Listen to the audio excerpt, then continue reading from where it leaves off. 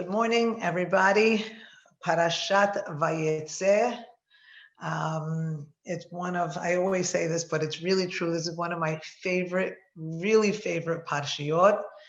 I love it so much that I am going to attach it to its friend from last week.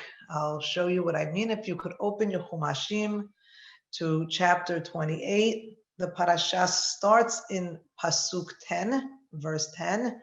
We'll read the first Pasuk and then we'll start to unpack some ideas. The parasha starts with Vayetse Yaakov mi Be'er Shava, Vayelech Harana. Yaakov leaves Be'er Shava and he goes towards Haran. And of course, we've learned in many other instances, when somebody leaves a place, it makes a very big impression. The question we should be asking, if we only opened up this week, is why is Yaakov even going anywhere at all? Human beings are creatures of habit. We don't like to move once we're settled somewhere. We like to stay comfortable in our domains. It takes a lot of effort and energy to move from where we are. And we would have to ask, what would prompt Yaakov to leave Be'er Shava and then, of course, to go to all places to Haran? Haran was the place that Abraham made his servant swear he wouldn't take Yitzchak to that place.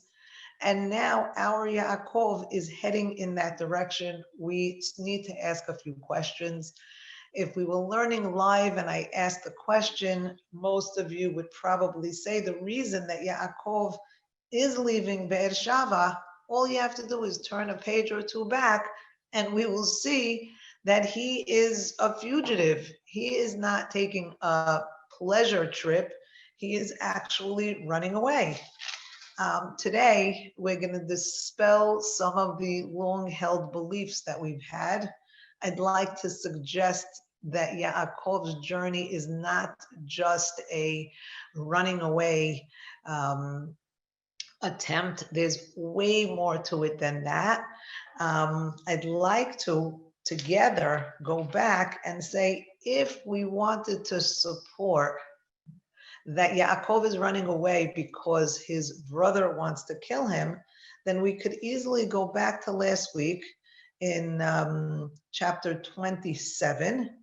We would see that in Pasuk Mem Aleph 41, Vayistom Esav et Yaakov. And Esav harbored hatred towards Yaakov because of the beracha that his father had given him. And Esav says, Belibo, in his heart, he says, as soon as the days of mourning my father come close, Ve'aharga et Yaakov achi, I will kill my brother Yaakov. There you have it. You have recorded in the text, black ink, white parchment, we have our suspect. We have Esav already saying this is a premeditated murder, that he's planning to kill his brother as soon as his father dies. I don't think that's the case. I don't think it's the case at all. First of all, he said it bilibo. He said it in his heart. How Rivka happened to hear what Esav said to himself, the commentaries have a lot of opinions on it. Maybe she heard it prophetically, but regardless, in a court of law, it's very hard for this to stand up. It's very hard to say that Yaakov is being threatened by Esav, because there are a couple of other pieces here that we have to acknowledge. The first one is, if Esav is a hot-blooded murderer, then why is he being so patient? Wow. He's waiting to not cause his father not even an iota of grief. So he's going to wait. He's so hot-blooded that he has the patience to wait for his father's mourning period to be over. Not only once his father dies, but once the mourning period is over and his soul is settled, that's when Esav is going to settle this account. So already there are a couple of holes in the theory that Esav was such a bully and so aggressive. And not just that, Rivka herself defends Esav at this point. Because when it's told to Rivka what Esav had said, her older son, and by the way, they're still calling Esav Bena Hagadol. She's still associated with him. She's still affiliated to him. She still sees that she's his mother and he's her son. So she calls for Yaakov, her young son, and she says, Hine Esav, Achicha, your brother Esav, mitnachem lecha, is planning against you, lehorgecha. He is planning to kill you. So now, my son, Shema bekoli, you listen to me. Kum, get up and go to Lavan, my brother in Haran, and stay with him. Yamim achadim, usually days in text are years. Stay with him a few years. Ad asher tashuv chamat achicha, until your brother, until his anger subsides. So if we were in court, we would say that even Rivka herself believes that she's going to be able to send for her son. On the next verse, she says, Ad shuv af achicha, when twice, now she's saying it again, when your brother calms down from being angry at you, veshachach et asita lo, et asher asita lo. There was so much going on in last week's Perashat that maybe we didn't pay so much attention that Rivka herself is saying, don't worry, honey, your brother's furious right now, but he'll calm down. It'll blow over. His level of anger will start to wear off. And he'll even forget what you did to him. And when that happens, Veshalachti, I'll send for you. Ukachticha, I'll take you from there. Why should I have to mourn the two of you right now? Right now, at this particular minute, yes, your brother's furious. And if we want to say that Yaakov is running away, Vayesse, he's running away, then the hardest or the most obvious question should be, why are you running away now? Right now, the coast is clear. Right now, Esav said himself, you're safe. You're on base. Nobody's going to harm you. Not a hair on your head is in danger as long as daddy is alive. So why should Yaakov leave while daddy's still alive? If anything, at the first sneeze, Yaakov just needs to have a tiny little cough, and that would be a sign for Yaakov to buy the first ticket out and get out of Be'er Shava. Instead, a lot of these pieces don't make sense. So I'd like to, for now, say, and of course, let's put this on the table as well. We know that in his entire lifetime, Esav never, ever lays a finger on Yaakov. He doesn't air punch him, nothing. He doesn't even threaten him. Other than this statement that he said in his heart, we'll see next week during their reunion, it doesn't seem that Esav is harboring all of this ill will that we learned about in kindergarten when we painted Esav with red and black markers and we put a little light blue talet on Yaakov and we put a little kippah on his head and we said, you're light blue and you're red and black. And we made these definitive lines in the sand. As adults, I think there's so much more to gain from the honesty when we start to read the Pesukim and say, hey, wait a minute, really, why is Yaakov leaving? And you'd be in good company if you say, okay, he's not leaving to run away from his brother. Maybe there's another clue in the text that tells us why he's running away, and that would be in the next verse, verse Mem Vav 46. Rivka tells Yitzchak, Katzti bechayai. Now, I don't know what happened from verse 45 to 46. I would have assumed if it was such an emergency, your brother wants to kill you, hurry up. Don't even pack a bag. Don't take luggage, nothing. Get yourself out of here. There's no time to waste. I would have thought that after verse 45, Yaakov would have exited stage right and been out of there. So much so that when we encounter him, he has to ask God in this week's Perashat, please, if you'll give me lechem le'echol and beged lilbosh. We get the sense that he left in such a hurry that he didn't even have food to eat or clothes to wear. He packed nothing with him. And so I'd like you to now look at verse 46. It seems like we're opening a new scene. It seems like there's a conversation taking place between Rivka and Yitzchak. Rivka tells Yitzchak, it says it clearly. Katzti bechayai. Here's Rivka. She's again having this life existential issue, right? Lama li chayim, Aimken, when she's pregnant with the twins. What's my life all about? Why am I living? She's experiencing something similar now because she says, Katzti bechayai. Ketz means the end. It's the end of my life. It's going to be the end of me because of these benot chet, because of these women that they had told us that Esav had married. If Yaakov takes a wife from the benot of chet, kaele, like these, mi benot haaretz, from the Canaanite women, lama li chayim. Why bother living? Why even live another day?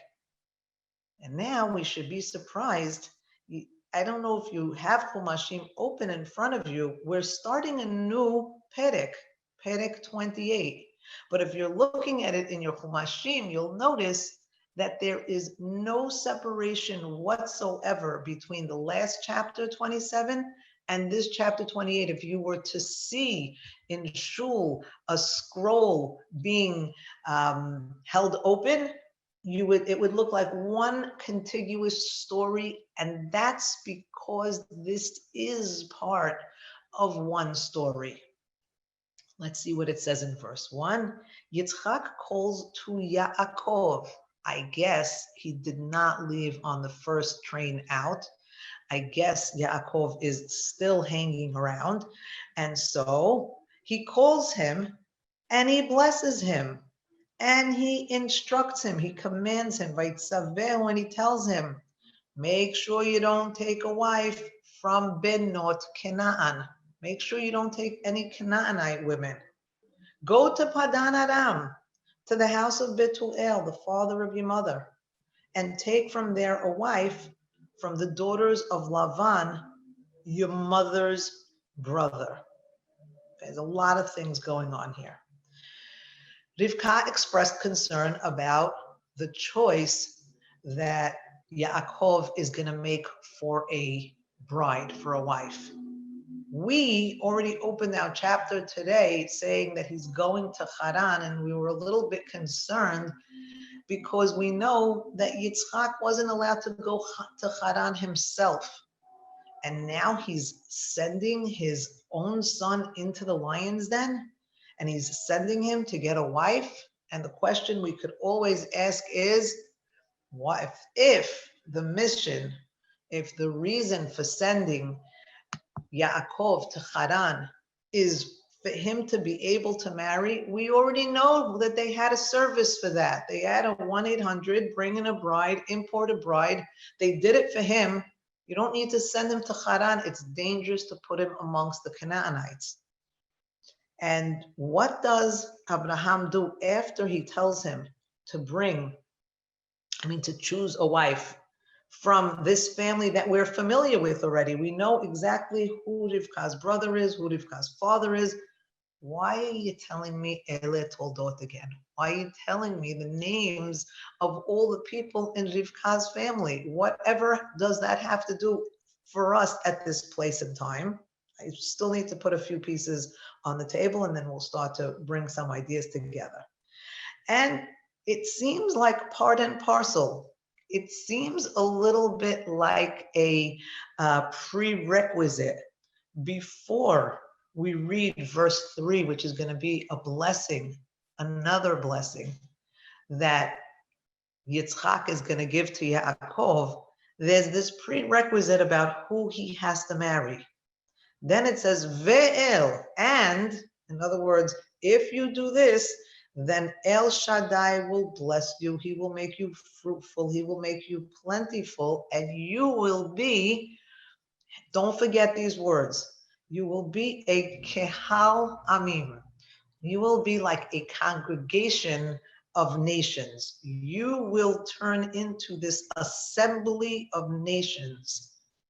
And then, V'iten lecha, and God is going to give you Birkat Abraham, the blessing of Abraham. It's going to come to you and to your children after you to inherit the land that you had lived in, that Elohim had given to Abraham. And now Yitzchak sends Yaakov, and Yaakov is going to go to Padan Aram, to Lavan, who's the son of Betuel the Arami, again, a whole family line, who's the brother of Rivka, who's the mother of Yaakov and Esav. So we were surprised that after Rivka made such an urgent appeal for Yaakov to leave because his life depended on it, we were surprised to hear that he was still hanging around. But the one that we should be most surprised is Esav. Where is he for this entire drama? Where is Esav, you ask? Oh, let's see. Verse 6. Vayar Esav ki berech Yitzchak et Yaakov. Esav saw that Yitzchak blessed Yaakov and sent him to Padan Aram to get from there a wife when he blessed him. And he told him, make sure you don't marry from Benot Canaan. So hold on a minute. If we are setting a play, if we're setting the characters and the actors on the stage, this is not a quiet little Rivka Yitzchak conversation, which, by the way, why didn't Rivka just tell this directly to Yaakov herself? I mean, she had no issue discussing all the other sticky subjects. They spoke about a lot of sticky things together. They had a very open relationship, mother and son. Take the blessing, wear the clothes, do this, do it that way. So all of a sudden now, Rivka feels that she needs to go through the back door. And by the way, she was just in a conversation with him a minute ago. You made an appointment, you saw him, you said it's dangerous, you better leave, your brother's gonna want to kill you if you stay right now. You could have said in the same conversation, by the way, when you go to Padan Aram, because that's where you should run away to, my brother's house, marry one of his daughters. Why is Rivka putting this on Yitzchak's lap? And then, after we have this whole story, could we imagine for a minute Esav? Let's go back to him a minute, because he was our first prospect of why Yaakov was leaving. You tell me if this sounds like a murderer to you. You have a son whose father knows, I'll use their names, Esav knows that Yitzchak knows that Yaakov pulled the wool over his eyes.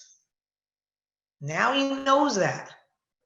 And now the principal's calling you to come into your office, into his office, right? Vayikra Yitzchak el Yaakov.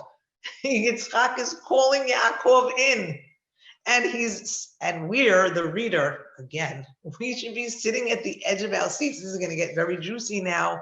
I want to see the beating or the yelling or the admonishment that Yitzchak's going to give to his son Yaakov.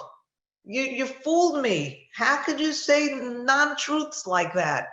How could you lie to me? How could you say you're Esav when you're really Yaakov? So all of us, including now, clearly we see Esav was present, whether he was peeking and hearing from outside the room, or whether he was literally front and center watching this whole show. He is waiting. When one brother gets caught, the other brother is waiting to see, now let's see what daddy's going to do to him. And all of a sudden, instead of giving him a beating, daddy gives Yaakov a blessing.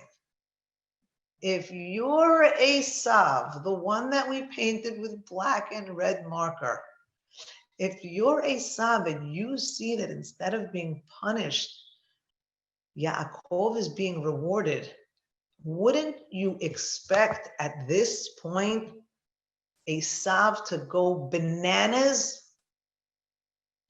He doesn't go bananas. Why? Not only doesn't he go bananas, and not only isn't he upset with his father, but what's his takeaway from all of this? What does Esav walk away with after he sees that his brother, who should have gotten punished, got rewarded? What does he take home from that? So, oh my gosh, daddy doesn't like us to marry Benot Canaan. So you know what? Let's look at the next verse. Verse 7 says, Vayishma Yaakov, he listens to his father and to his mother. He goes to Padan Aram. But verse 8, Vayar Esav sees that the Benot Canaan are evil in the eyes of Yitzchak. So he goes to Yishmael and he takes Machalat, the daughter of Yishmael, who's the son of Abraham, who's the sister of Nevayot. She's going to also have all of these accolades to her name, the way we went through Rivka's whole heritage and lineage. We're going to give this Machala, the daughter of Ishmael, and say she's really the daughter of the son of Abraham, and he takes this girl as a wife. What is Esav thinking to himself?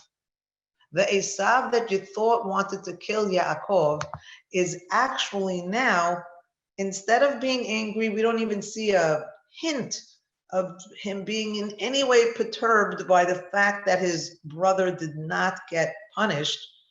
Rather, we see that Esav wants to please his father, and in the best way he knows, the way he saw that his father said, please take from your mother's brother's children, he's taking from his father's family line, from his grandfather's child's wife. In his eyes, he is fulfilling the don't marry from Benot Canaan statute that he thinks is evil in the eyes of his father. So if we're going to say, now we could go to this week's Perashat Vayesse Yaakov, this idea of going out, this idea of becoming external, this idea of becoming dynamic and moving from a place of stagnancy. If we say maybe it's not on his visa, his reason for travel isn't that he's running away from his brother, and maybe the reason isn't just to find a wife, but maybe there's another reason for Yaakov to leave. And maybe I hope that that reason is what will speak to us today. Because it's not for us to read about Yaakov's travels. It's for us to understand what every human being goes through and what our journeys are and where they take us. And so I'd like to suggest that an additional reason why Yaakov might be leaving Be'er Sheva that would be relevant for us as well. And I see somebody put a question in here, why didn't they instruct Esav? And it could have been part to not marry sooner from the Benot Canaan. And I'm just going to address that quickly. I think that's why Rivka is going to speak to Yitzchak, because she's saying it's your fault. You speak to him every day. You discuss how you want your meat, whether it's barbecued, roasted, grilled, or marinated. And you couldn't take 2 minutes to talk to your son and say you can't marry Benot Canaan. And because you set the precedent and you allowed for Esav to bring in Benot Canaan, God forbid, Yaakov might think that that's okay, that we condone that. I don't know why he didn't do it, but I do know that Rivka had the same question that our listener just posted just now. Moving forward, so Yaakov, we have to figure out, why is he leaving Be'er-Sheva and why is he going to Haran? We have to read a little more to get some information. Vayivga b'makom. This is beauty is an understatement in the way that this is written. So before we read verse 11 together, before we read that pasuk, for the sake of time, I'd like to say, I want you to read it in a proactive way. I want you to be aware that the events are not going to take place in order, that the sequence of events that's listed as we read it is going to be off. If this was one of those, in kindergarten, they give the kids, they show 4 pictures and they say, put them in order. They see if somebody putting on their socks, then somebody tying their shoes, somebody putting their shoes on, then somebody walking out the door, and you have to put in order what the events are. This pasuk didn't get that memo. They didn't get it straight, because you'll see that right away he's going to go to sleep in his pasuk. So it starts out with vayifga b'makom. The word pega means to be struck. He's struck not just by the place, but makom could also be God himself. So either he's struck by the place, which would make the place anthropomorphic, or which would make us say this is an encounter he's having with God. But in either regard, the encounter he's having with God, what does he do? Vayalen sham. He decides to go to sleep. Ki bahashemesh, because the sun has set. We know bahashemesh means that the sun is coming back. It's the bet to aleph. It's returning to its origins. It's completing its cycle.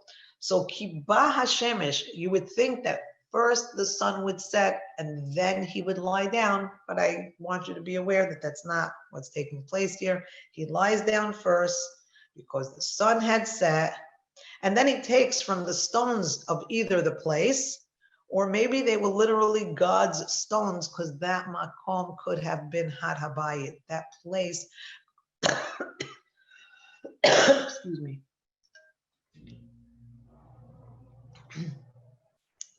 If that place is indeed, as many of the commentaries suggest, the place where the Bet HaMikdash is going to be built, then those avanim are avnei hamakom. They're the avanim of that special place, and they're the avanim of the makom, God. And after he's already sleeping, somehow he's first collecting rocks. It's a little bit late to start making a pillow after you're already asleep, but he starts collecting the rocks and puts them around his head, and then he lies down. So I want you to see that what's happening here is something for us to read today, for us to see that events are following a very broken sequence. We'll put that for a minute on the side. Now we have verse 12, Vayachalom, and he dreams. Then we have this word vehine. Just so you know, it appears at least 4 times in our little story. We know that the word vehine is such an unassuming word. We know it's a 3-letter word. And if you didn't even have the word vehine, anywhere that it appears, you wouldn't miss it. It's like a comma. It's like something you wouldn't even know isn't there. But when you do see it there, it's the whole story. Vehine always means here and everywhere. Vehine means that, I'll just say in English, it says, and behold. In French, they might say, and voila. And ta-da, that's what vehine means. It means nothing. But for us, for the purposes of readers, of serious readers of text, whenever we see this word or a pasuk infused with it, we know that there is divinity. God is in this story. So when we see Vayachalom, right away the Torah is saying, and we know this, there are many different genres, many types of dreams. There are the Freudian dreams, which speak to a person's aspirations and illusions and daydreams. And there are, the Torah is saying, prophetic dreams. And I want you to know that here in verse 12, we're dealing with a prophetic dream because vehine is going to be the first word of the dream. So vehine sulam mutzav arza. There's a sulam, and it is firmly grounded, it's firmly planted, and it's mutzav, and we've played with this word in the past. It is like a nitziv, like a commander. It has a tremendous energy about it. It has a sense of presence. It has a sense of knowing what the plan is and how to execute it. That's mutzav, nitzavim. The word to be nitzavim means to know who you are, what your purpose and mission is, and to be ready to fulfill it. And now we have this sulam, a ladder is being given all of these attributes, and it's planted on the ground. It also happens to have a head. If we thought it only had feet, it has a head too. Verosho, its head is reaching towards the heavens. And also, vehine, the angels of God are going up and down this ladder. And we know dreams don't always make sense, but really, angels, if there's one thing we know about angels, the first thing I would draw, if you told me, draw me a picture of an angel, I would draw wings. That's me. The thing about angels is that they could traverse the heavens and the earth. They can come down and they can go up. They don't actually need a ladder. Why on earth would angels need a ladder in order for them to ascend or descend? So there's a lot of things that aren't making so much sense. But anyway, and before we move even forward, the word bo, we've played with this word also. Perhaps the angels aren't going up and down the ladder. Perhaps they're going up and down bo, inside of him, within him. And that's what's happening. There is a tension. There is a going up and down.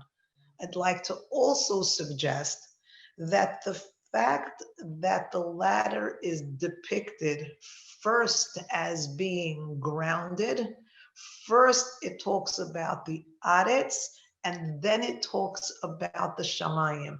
The orientation of the dream of the ladder is first from below, then to above.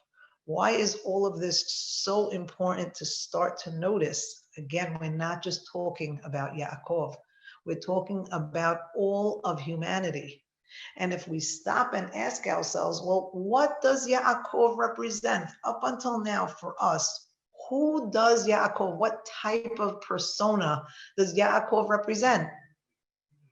Up until now, Yaakov was the Yoshev Ohalim, the one who spent most of his time in a tent, the one who was introverted, the one who was, the commentaries will say, what does one do in an ohel? Either they're busy with prophecy, they're learning Torah, they're developing the mind inside the tent, as opposed to whom? To Esav, who's also introduced, the same time that they tell us that Yaakov was an Ish Tam Ohalim, they told us previously that Esav was an Ish Sadeh. So one's an outward, external persona who's out there literally with the blood of the animals on his hands. Yodea Tzayid. You're not going to get any more physical. If I had to now put draw a picture of Esav and Yaakov, Esav is wearing clothes from Land's End. He's wearing the plaid lumberjack shirt and the boots, and he's out there. And then if I had to depict Yaakov, who's inside of a tent, I would see him definitely pale. He's not out there in the world. I would not see him as muscular as I would imagine Esav to be. And each time Yoshev Halim, and we've said tam before meant perfect. Well, God's going to redefine what perfect means. He started to redefine it with Noach, Ish Tamim Tzadik Haya Bedorotav. Too good, my dad used to always say, too good, no good. There's no such thing as perfect in the physical world. God's starting to show that to us. And he's starting to say the introvert Yaakov is now going to have to vayetse. He's now going to have to step out of his comfort zone. He's going to have to step out of the things that he's familiar with. And part of his journey, and this is a very big part to the journey, is he's going to have to change his perspective. The perspective of the Ish Tam Yoshev or Halim was always seeing the world from the spiritual realm and bringing it into our physical world. God is saying now, I need you to develop this ability to see the world from below to above. From Mutzav Arza, first stand on the ground. First experience the physical world, and then, and only then, will your Rosho Magia Hashamayim, will your head be able to reach this place of spirituality. Now, there's a lot more here than meets the eye, because I think something else is being said here. I had put it on pause. I said, so why does Yaakov have to leave? And I never really answered. I just said I didn't like the answer that he's running away, and I didn't like the answer of a wife. But I'd like to suggest for today, maybe, that Yaakov was born together with his twin brother, and together they were going to be one whole person. Remember?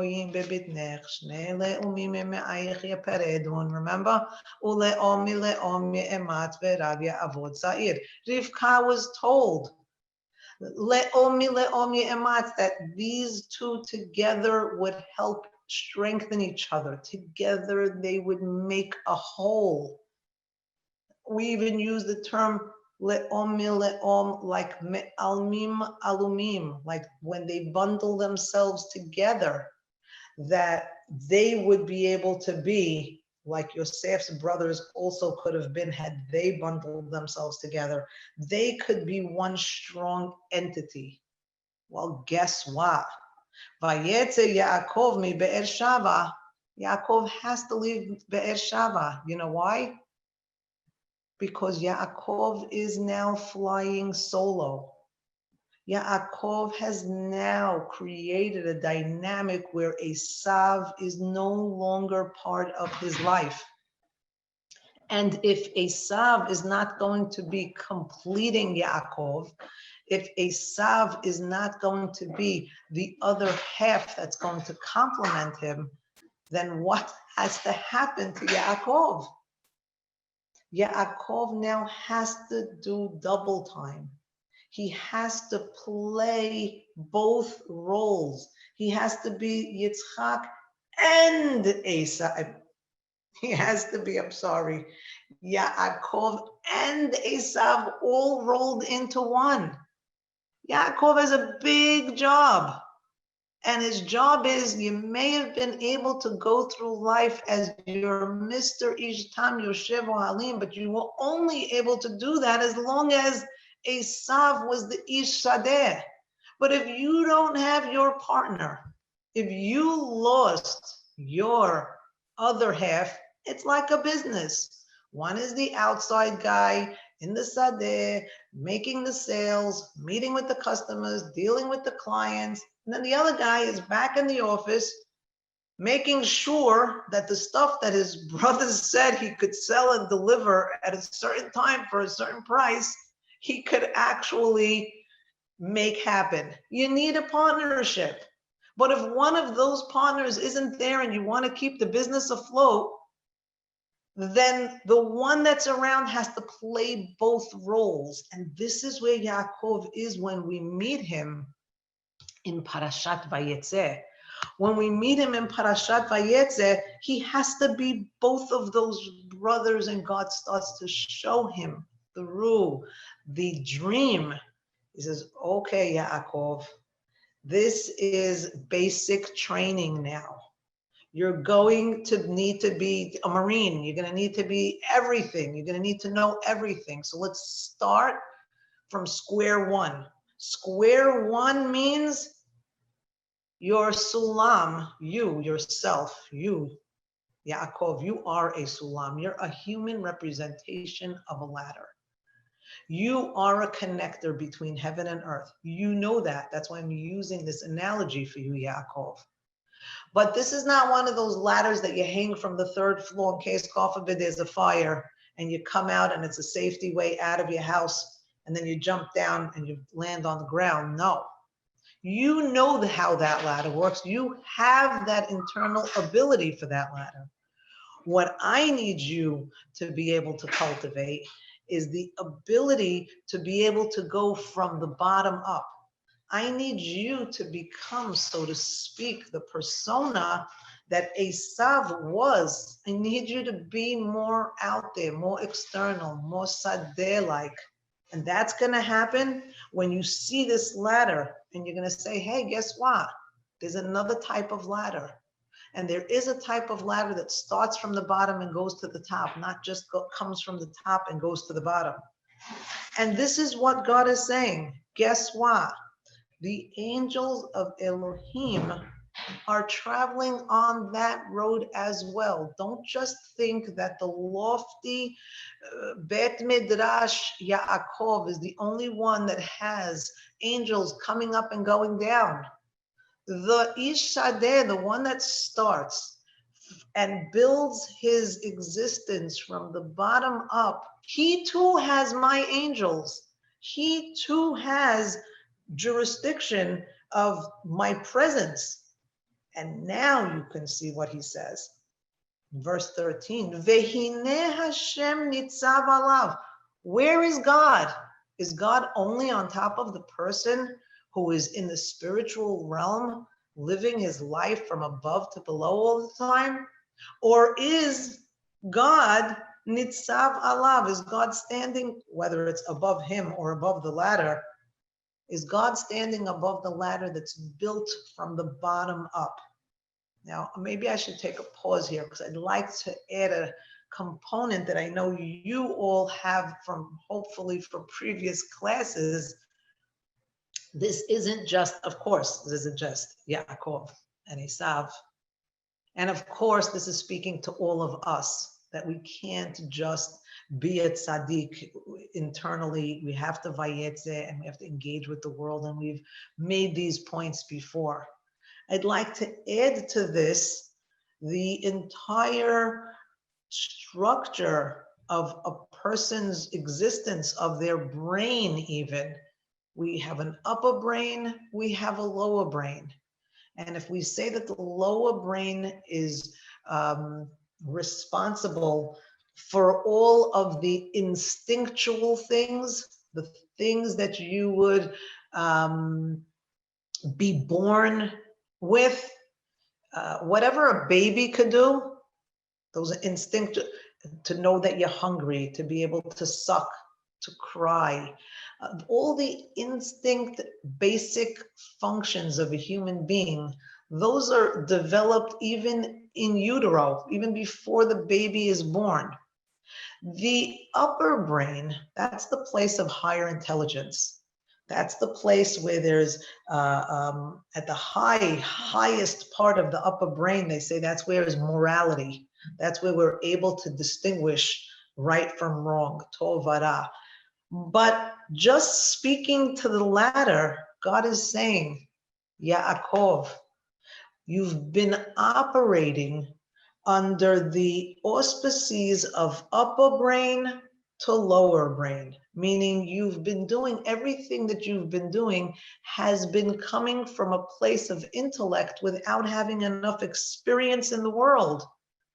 And so you may have been able to mastermind a plan and a scheme to go in to your father and to tell him and to wear the clothing and to do everything that you did. But was that right? Was that moral? And here's where it gets so interesting. You can't reach the highest part of your upper brain, of your intellect, unless you do what? Unless you put your feet on the ground, unless you engage with the rest of the world. You're only going to be able to get so high intellectually. Everything's just going to be a theory. You need to put your theories into practice. You need to go Vayetse. You need to get out there. And I know, Yaakov, for you, it's getting out of your comfort zone. Your comfort zone is a bowl of soup in the tent. Who doesn't want that? Everybody wants to be cozy and safe and secure. But Vayetse Yaakov, I have news for you, says the Torah. Yaakov had to leave his comfort zone. Not only did he have to leave his comfort zone, but he had to reinvent himself. He lost his partner. How many times in life do we have to reinvent ourselves? We see ourselves in one way. We feel complete with the people in our immediate circles. And then all of a sudden, one of those people leaves and we have a void. And we have to fill that role. But in order for us to fill that role, we can't always put another person in that place. Sometimes we have to become that person. Sometimes parents have to become the father and the mother. Sometimes it's for a couple of hours. Sometimes there's a tragedy and that has to be for longer. What God is telling us here, Yaakov is leaving Be'er Shava because he needs to become a different person. He needs to become a different person that's going to be whole, that's going to incorporate his brother Esav, because he marginalized him and he broke that relationship. And in order to become a new person, sometimes you need to go to a new place. And you have to reinvent yourself somewhere else and then bring yourself back to square one, because in your own place, you may feel hypocritical. In the case of Yaakov, one was so black, one was so white. For Yaakov to just suddenly become an Ish Sadeh would have been breaking too many barriers. It would have been too difficult. So God, in all of his kindness, is starting to show not just Yaakov, but all of us. And he's making a lot of major statements. First one that he's saying is, look at that sulam. Look how God's on top of that sulam. And that sulam is a sulam that started in the humble origins of planet Earth, from below to above. Hashem nitzav on that. Angels are going up and down there. And you know what, Yaakov? It would do you good to change your orientation and start. And that's exactly what he's going to do. I mean, we know what's in his future. If we just turn a couple of pages, he's going to have to roll up his sleeves. He's going to have to become a shepherd. He's going to say himself, I froze by night and I was scorched in the day. He's going to be exposed to the harsh elements of the world. And you know what the Torah is saying? Exposing yourself to those elements and engaging in that way is actually going to be the best thing that ever happened to Yaakov, because that's what's going to make him whole. That's what's going to give him, he even needs a second name. Yaakov isn't going to be enough anymore. He could only be Yaakov as long as there was an Esav. But now that there's no Esav, he was Yaakov and Company. Now that there's no and Company, he has to change the name of his company. He needs to become Yisrael, but he has to work harder, as do all of us. So let's see what happens in the dream. And this is the nicest. I don't think, I say this a lot, but I don't think you're going to find anything nicer than what God's going to tell him here. You ready? Verse 13. So he said, Hashem nitzav alav, Hashem standing either above him or above the ladder. And he says, I am the God of Abraham, your father. I want you to see your son. I want you to see yourself as a son of Abraham. I know I'm also the God of Yitzchak, and the land that you are sleeping on, I am going to give to you and your offspring. And in verse 14, Vehaya zar'acha, your offspring will be like the dust of the earth, and you will burst forth. Yama, vakedma, tzafona, vanegba, west and east and north and south, and all of the families of the world will be blessed through your offspring. Let's stop there for a second. I need a minute before we go to the next piece.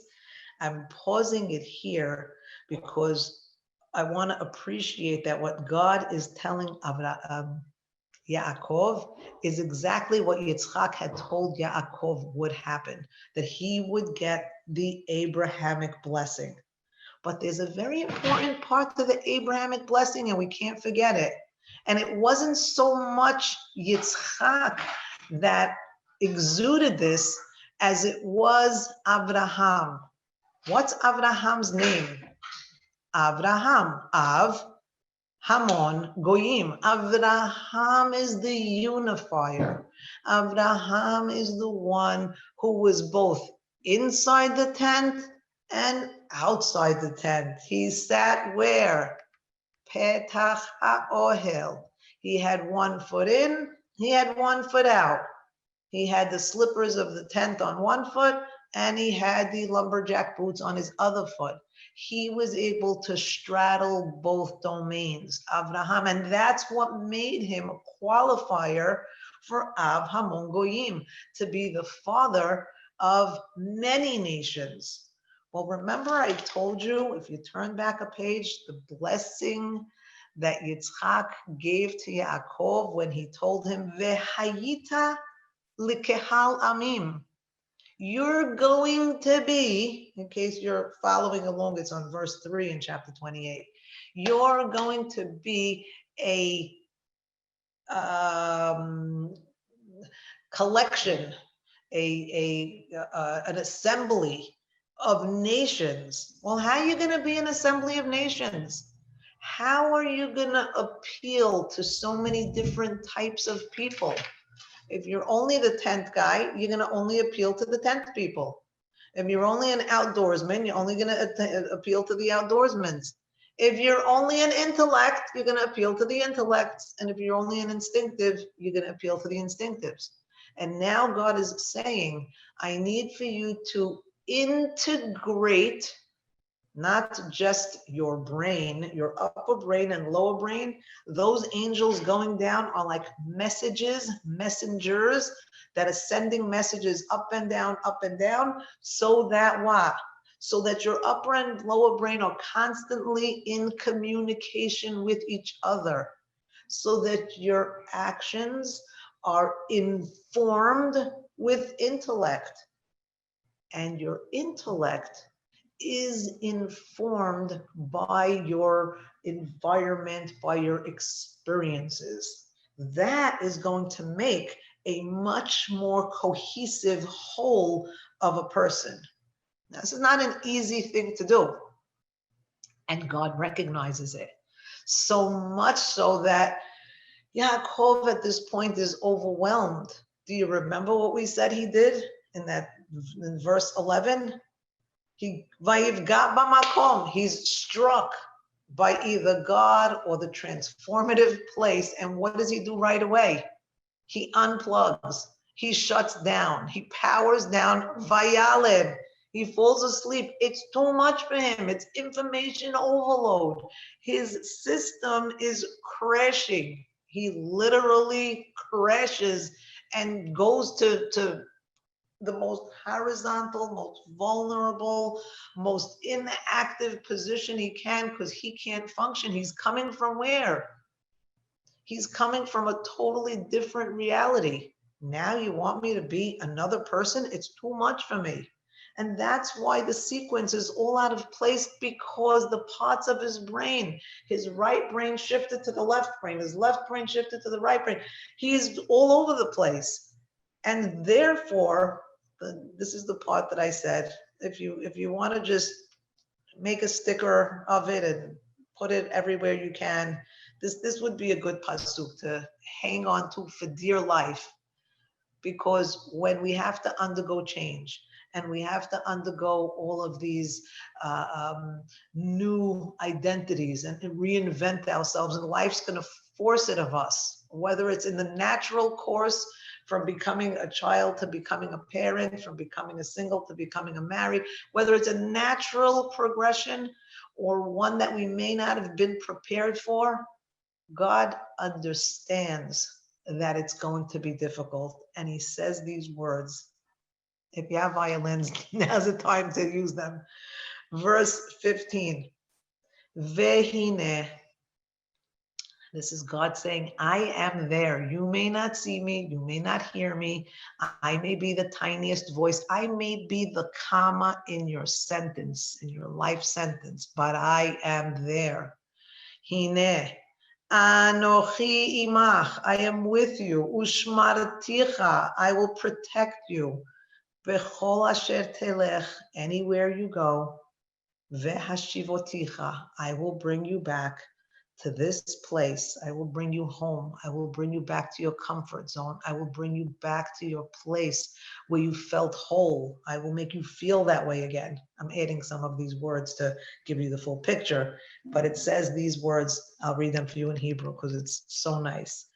Ki lo ezavecha, I will not abandon you. I will not leave you. I will not forsake you until I have done for you everything that I have said.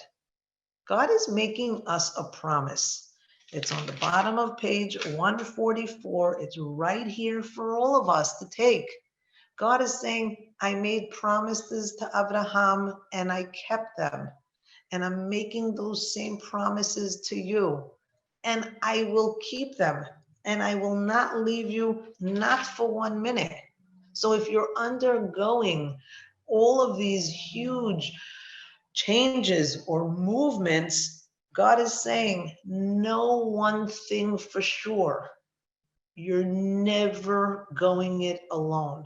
I am with you every step of the way. And just knowing that will help you take the next step and then the next step. The Vayesse, the stepping out of our comfort zone, will be so much more tolerable if we know that God is literally holding hands with us the entire way. And then you have the most beautiful part. Verse 16, Vayikatz Yaakov Mishnato. Yaakov gets up either from his sleep. Shena means change. He's a changed man from his transformation. And he says these words, and we should say these words. Achen yesh Hashem b'makom hazeh. Indeed, achen, ken, from the word ken. Absolutely, for sure. God is in this makom. What is the makom? Which place? Is it the geographical place of Har HaBayit? Maybe. Is the makom the space that I just made to receive all of this information? Ve'anochi lo yadati. that previous to receiving this beautiful dream, which is a prophecy for all of us as children of Yaakov to internalize, maybe what Yaakov is saying is, Anochi lo yadati. I didn't know my own self. But he's not saying just I didn't know my own self. He's saying I didn't know my own self with a capital S. Myself, my Tselem Elohim, my godliness. I was not aware to the extent that the godliness inside of me means that I will have God not only inside of me, but also all around me, external to me. All this time, God was only internal to me because I was internal to the tent. I never moved.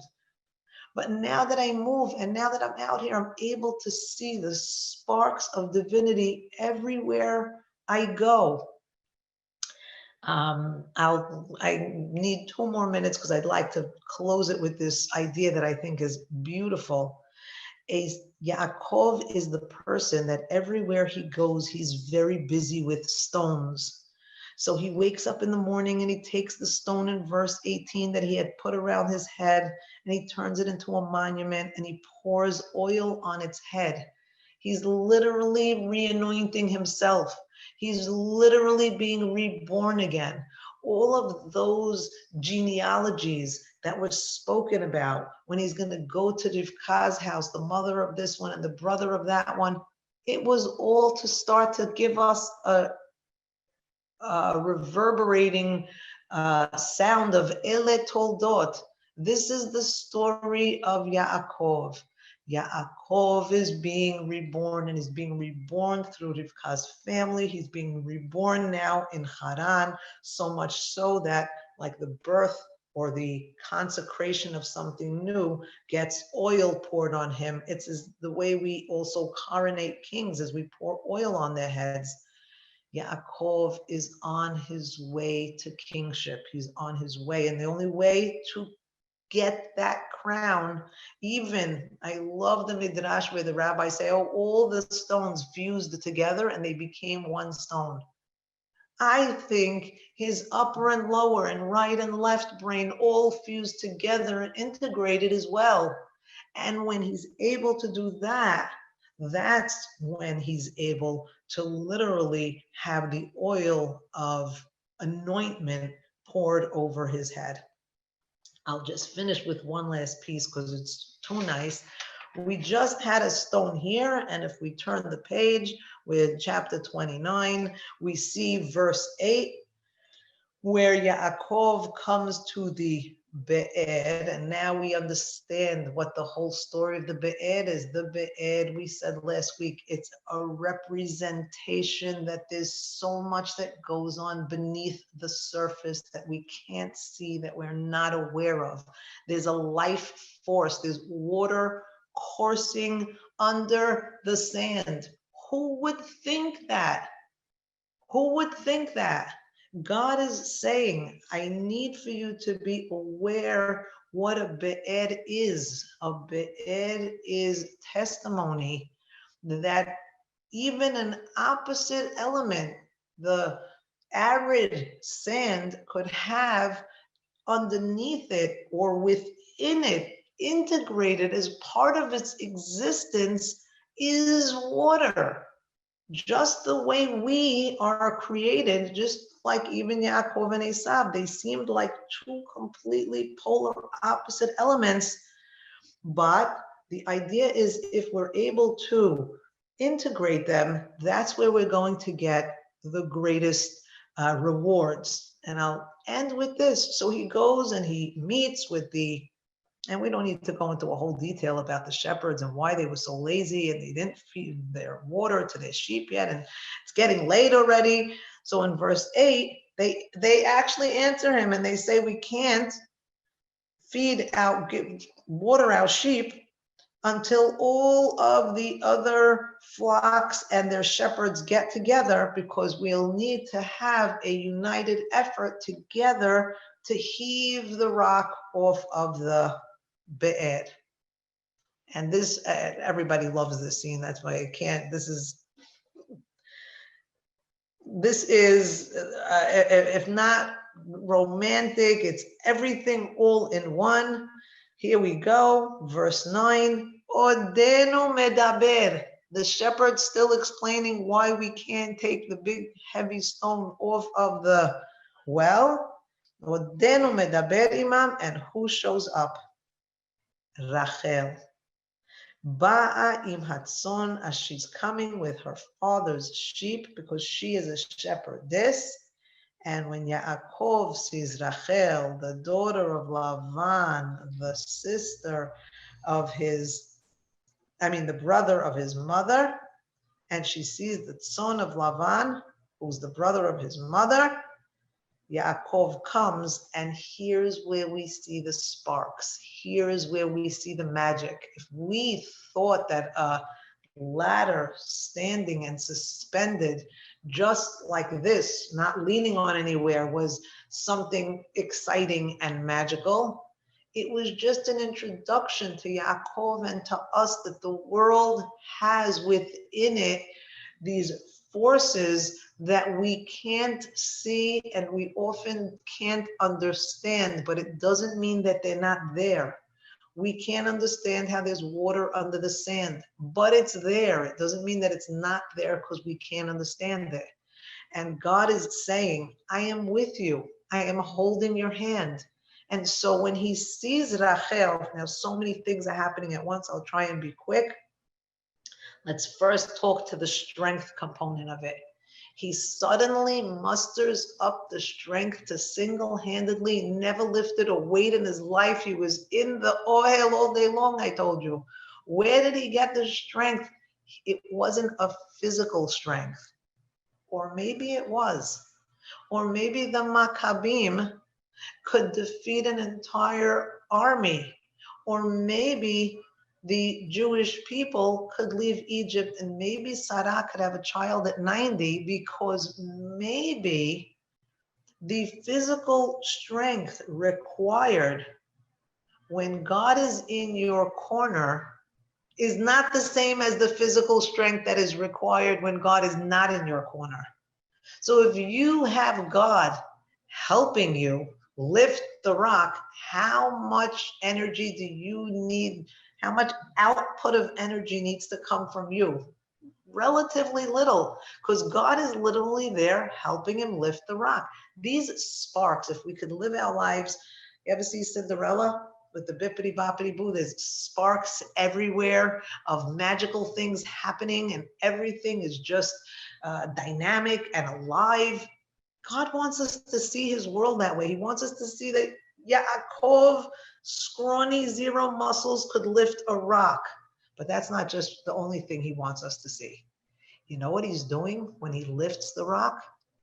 He is opening a womb, so to speak. He's allowing the waters to break forth. He is rebirthing himself. He's emerging into the world again.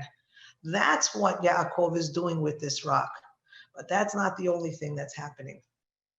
Because what else does Yaakov? How could I say that Yaakov is being born again, that he's reemerging through the waters like through a womb into this world? What gives me license to say that?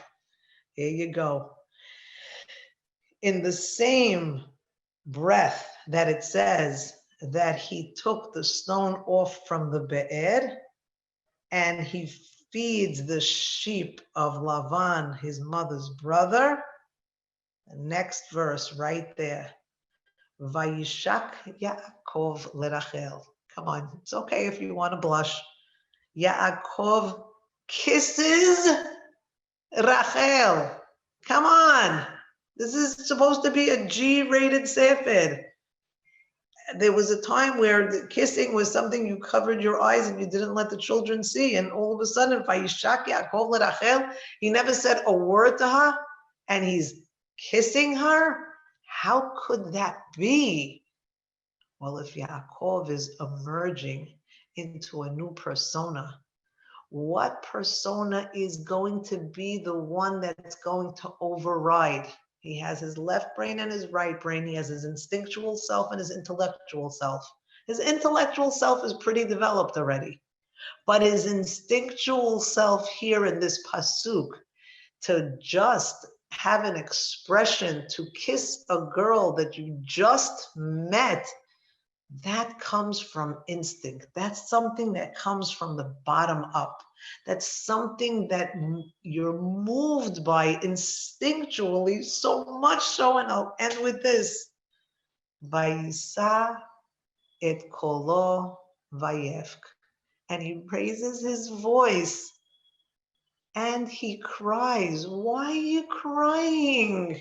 And of course, the commentaries have a lot of interesting things to say, that she wasn't going to be buried with him. She was going to die during childbirth. He saw yeah, that's all great. But I'd like to also suggest, maybe he's crying because crying is not a logical reaction, nor is kissing.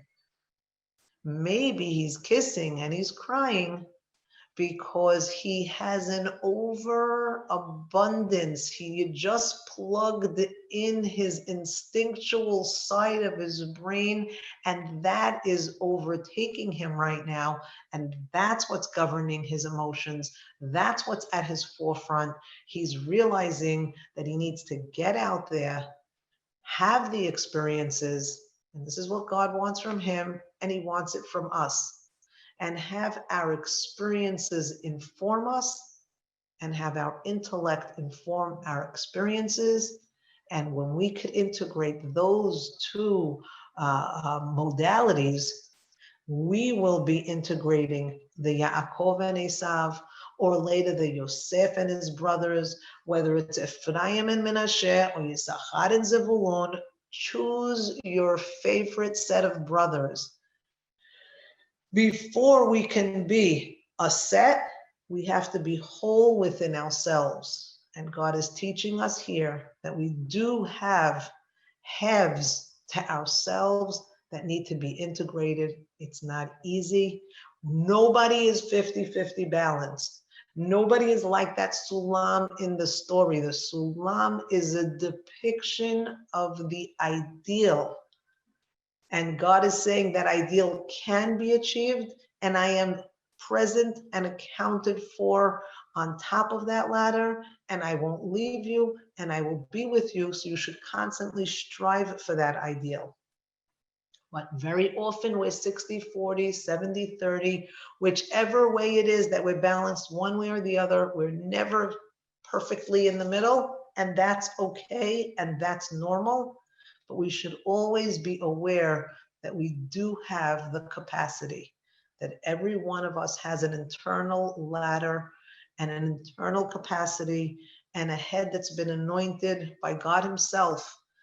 God has given us all of these abilities and potentials to be kings, to be unifiers, to be kehal amim, and to be, God willing, lights really unto all of these nations that we, God willing, will merit to assemble.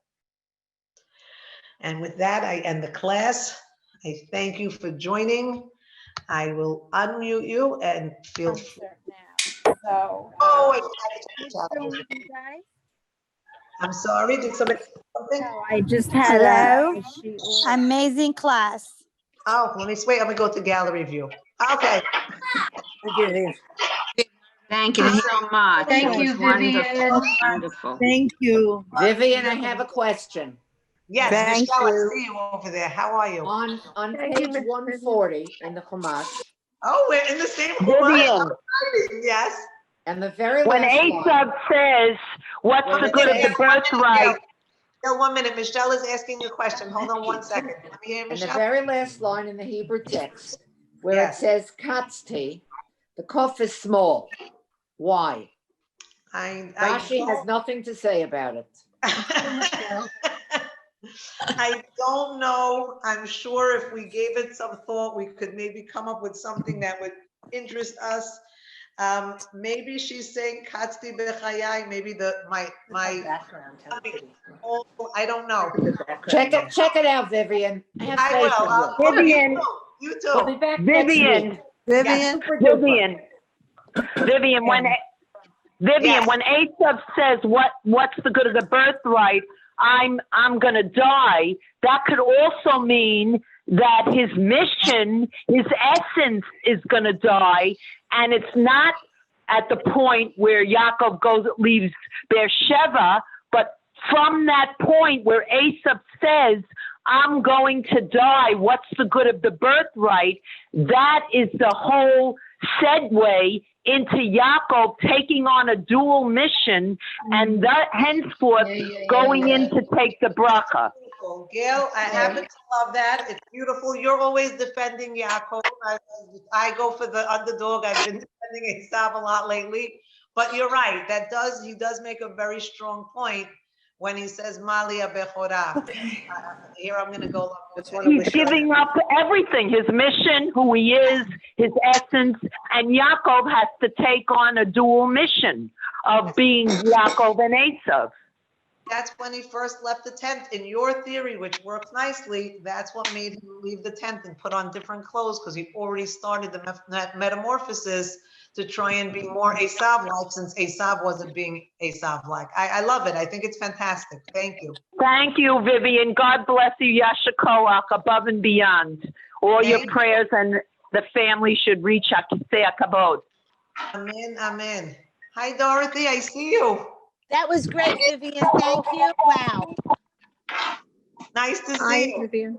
Happy How Thanksgiving, do we get- Vivian. Yes. How do we Loved your get this class. on a recording?